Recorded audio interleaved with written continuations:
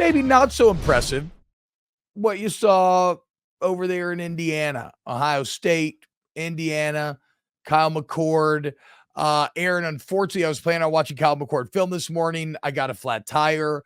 Now, did I get the tire changed in about 15 minutes, even though it's been years? Yes. Again, I'm not looking for any praise or anything.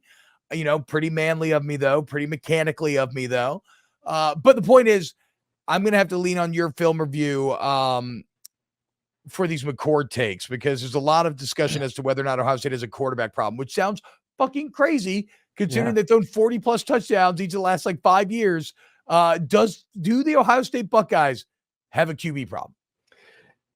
It's a problem if you're expecting Kyle McCord to be a first-round quarterback immediately. If you're expecting him to be a first-round quarterback after this year, then yes. If you're thinking that Justin Fields or any of the great quarterbacks for the past 5 or 6 years was going to walk out there and all of a sudden put 5 touchdowns on the board, then yeah, it's a problem. I was. But is he then that's you're an idiot for thinking that, I guess. And it's the same thing for Clemson. Like we get put into this mindset of they're producing this top tier talent. It's never going to end. At some point, it is going to end.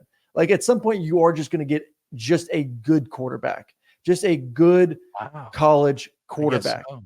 That's not going to be an NFL guy, but doesn't make him a bad guy for your football team. And that's how I kind of view right now Kyle McCord. And it's week 1 on the road. Let's just pump the brakes before we make too big of a hasty decision on him. I saw some good. Did I see some bad? Yeah. Did I see some missed throws? Did I see a horrendous interception where he's rolling to the right and throws across his body? Yeah, it's stupid. Don't do that, kid. Learn. But he's going to learn from his mistakes. I guarantee you he has a monster game this weekend versus Youngstown State, and we see that improvement of him in the offense. But is he a superstar that we're accustomed to seeing wearing the Buckeye uniform? No. Could he still be, though? I mean, because kind of in keeping with your general theme here, do you allow room for growth, or you're saying no, if you are that superstar, you would have been better out the gate? I think if you were that superstar, you would have been better off at the gate. Okay. That's why I'm saying he's not CJ, he's not Justin, but he's not shit. He's a good, I saw enough from him to say that's a good quarterback. That's a good quarterback with still elite talent around him. Offensive line has to play better, but he's a good quarterback with some decent potential. But I do walk away from that game and watching him, and then turning on Michigan and watching JJ McCarthy right afterwards and saying there is, for the first time in a long time, Michigan has not just only the better quarterback, but far superior quarterback in this rivalry. It is not even close where JJ McCarthy is right now as a quarterback and what Ohio State has between their two quarterbacks.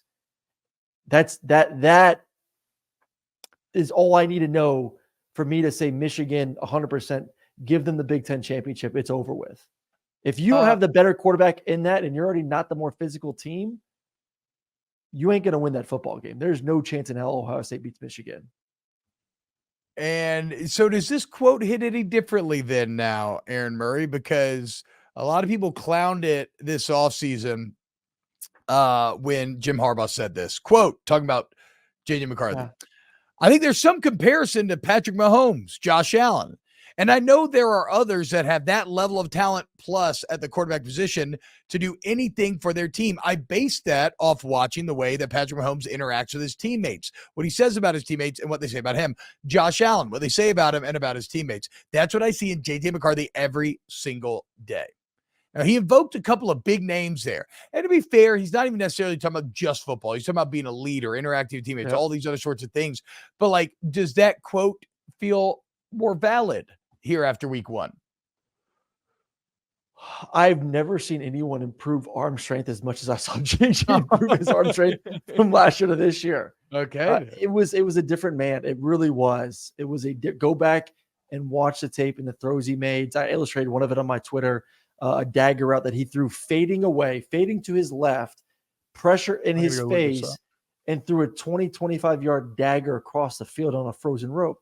Then he threw a corner route, about a 20-25 yard corner route in the red zone for a touchdown where the ball maybe got 10 yards off the ground. And I'm just like, where was this arm strength last year when, to me, all you could do was throw little drag routes? I mean, you watch the Michigan tape last year, it was run the ball, play action, drag route. That was it. And maybe it I mean, just they almost wasn't lost to Illinois because of it. Yeah, now all of a sudden you see a guy making NFL throws left and right look easy all of a sudden. That's a hell of a throw. I just went on your Twitter and looked it up. That's a pretty beast.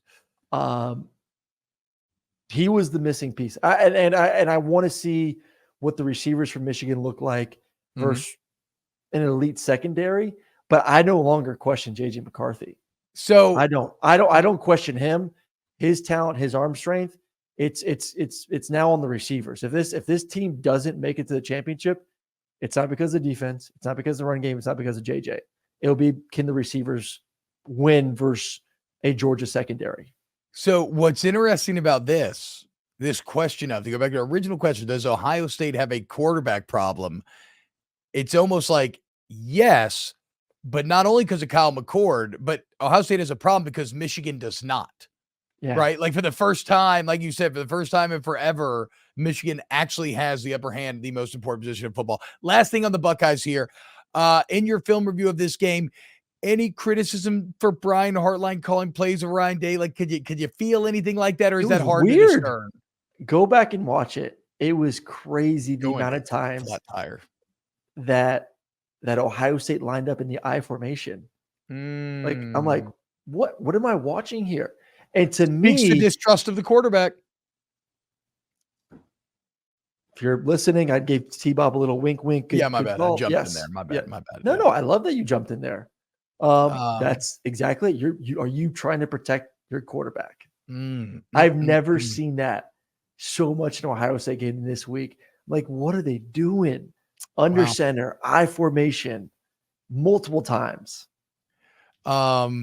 All right, dude. Okay. A lot of old empires looking a little creaky.